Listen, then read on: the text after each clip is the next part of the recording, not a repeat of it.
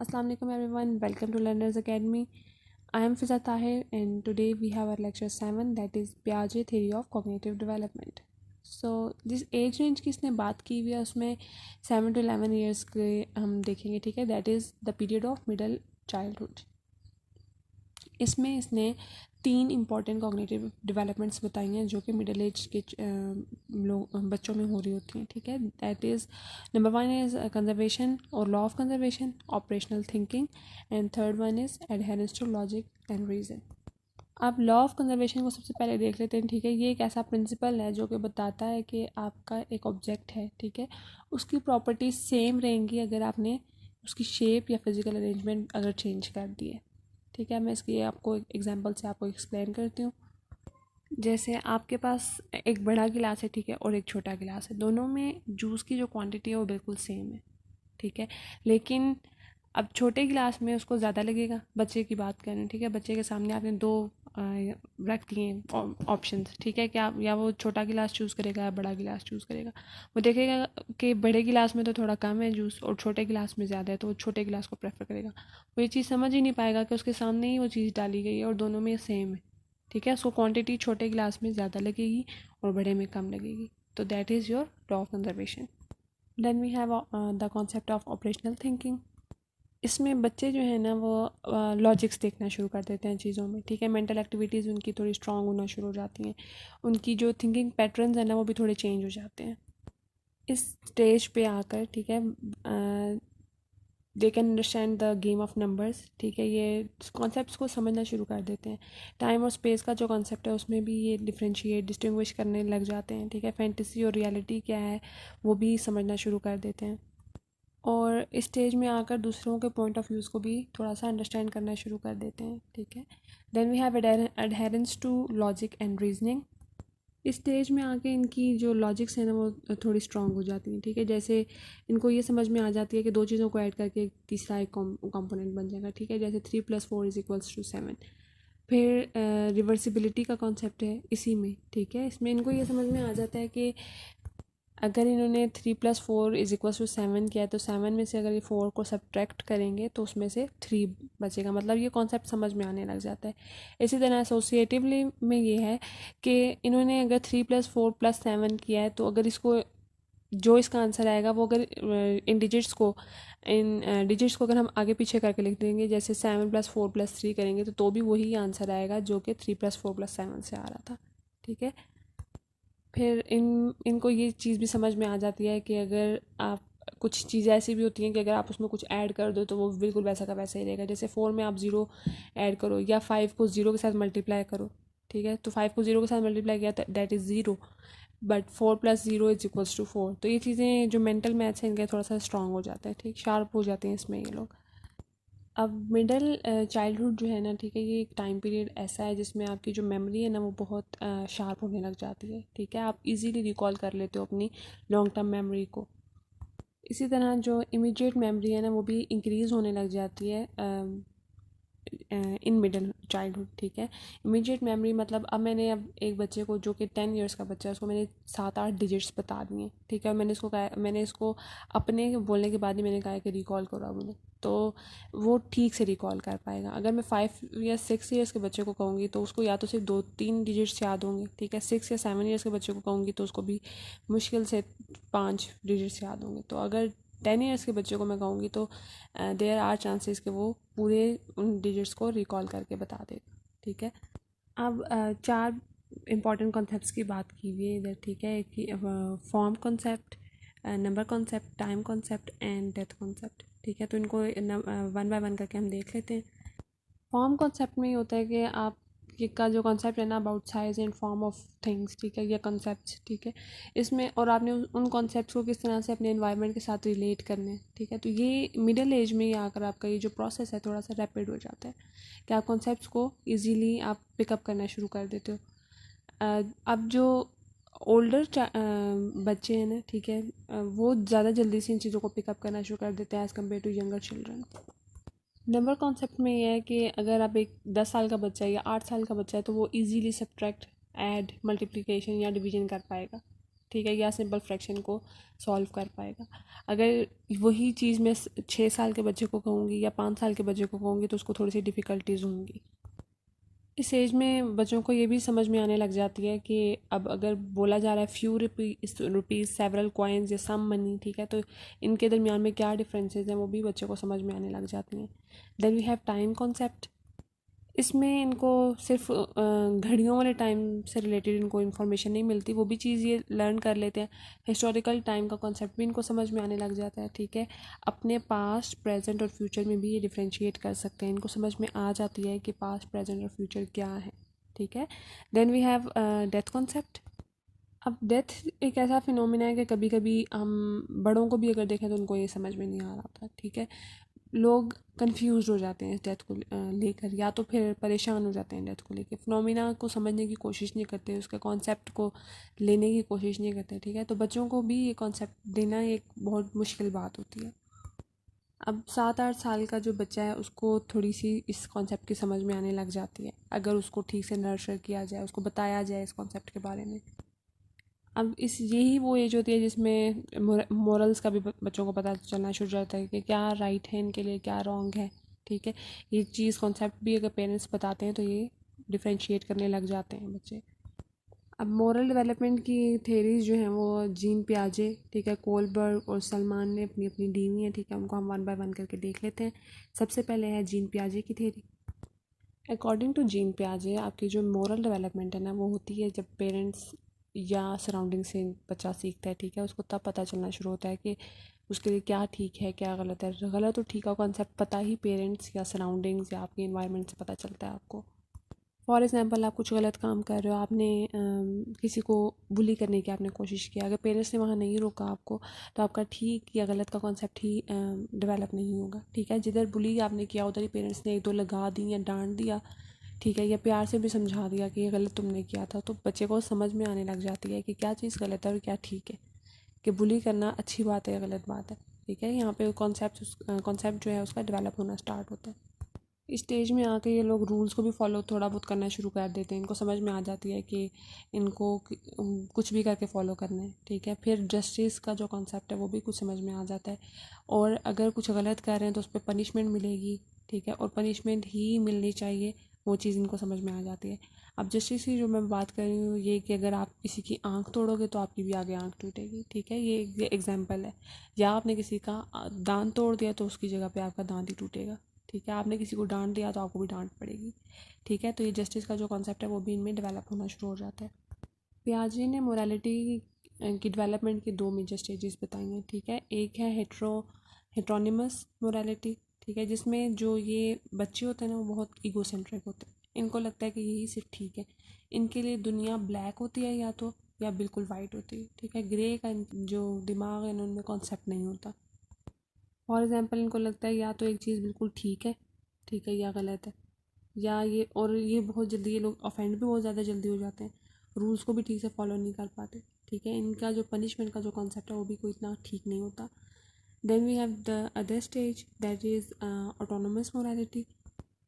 ये तब आपकी डेवलप होती है जब आप थोड़े से आपकी मेच्योर आप स्टार्ट होना शुरू हो जाते हो, ठीक है। इसमें जो आपके मॉरल्स हैं उनमें भी आपकी फ्लेक्सिबिलिटी आ जाती है, आप चीज़ों को लर्न करना शुरू कर देते हो, अंडरस्टैंड करना शुरू कर देते हो। आपका जो सोशल इंटरेक्शन है वो भी थोड़ा ज़्यादा जब होना शुरू होता है तो कॉन्सेप्ट्स आपको और क्लियर होते जाते हैं।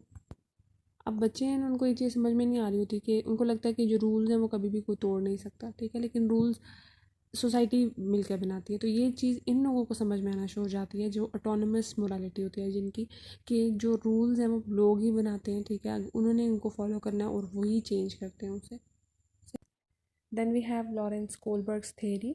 इसने भी मॉरल डेवलपमेंट के ऊपर बहुत काम किया हुआ है, ठीक है, और इसने मॉरल डेवलपमेंट को कैटेगराइज कर दिया 3 मेजर लेवल्स में, ठीक है। तो हम लेवल्स को वन बाय वन देख लेंगे। दो इंपॉर्टेंट लेवल्स हैं जिसके सब स्टेजेस भी हैं आगे, तो पहले हम दो इंपॉर्टेंट लेवल्स को देख लेंगे। अब नंबर 1 पे है रिकन्वेंशनल मोरालिटी। इस लेवल पे बच्चों को बहुत कम कॉन्सेप्ट होता है राइट एंड रॉन्ग का, ठीक है, उनको बल्कि अब सब स्टेज में आपको बताऊंगी किस तरह से वो चीज़ समझते हैं कि क्या चीज़ गलत है और क्या ठीक है उनके लिए। पहली जो स्टेज है वो है ओबीडियंस एंड पनिशमेंट ओरिएंटेशन। ठीक है, इसमें इनको पता चल जाता है कि अगर इन्होंने बात माननी है तो इनको पनिशमेंट नहीं मिलेगी। ठीक है, पनिशमेंट का थोड़ा सा कॉन्सेप्ट इनके अंदर डेवलप किया जाता है कि इन्होंने जो अपने पेरेंट्स को है, ठीक है, वो भी उनके ओबीडियंट रहेंगे तो इनको पनिशमेंट नहीं मिलेंगी। इस तरह वो हर उस बुरे काम से दूर रहते हैं जिसके कंसिक्वेंस में उनको पता हो कि उनको अब कोई पनिशमेंट मिल जाएगी। फॉर एग्जांपल उन्होंने कोई ऐसा झूठ बोल दिया जो मतलब बड़ा कोई झूठ बोल दिया, ठीक है, अब उसके कॉन्सिक्वेंस में उनको फिज़िकल कोई पनिशमेंट अगर मिलती है पेरेंट्स की तरफ से, तो ये चीज़ उनमें डेवलप होगी कि अगली दफ़ा वो इस तरह का झूठ कोई नहीं बोलेंगे तो उनको पनिशमेंट नहीं मिलेगी। ठीक है, then we have stage to.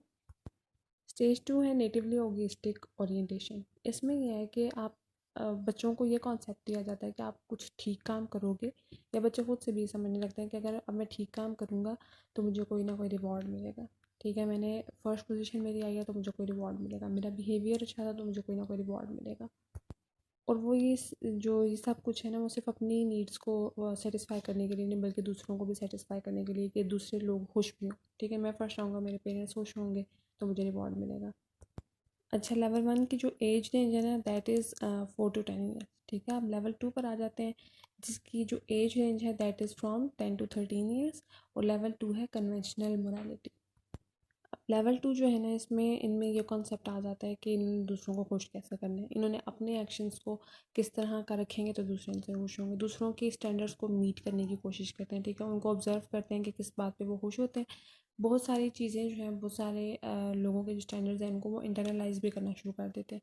अब लोगों को खुश करने के लिए अपने आप को ठीक, अच्छा, गुड प्रेजेंट करना अब इनका मेन फोकस होता है। ठीक है, तो स्टेज थ्री क्या है, good boy nice girl orientation.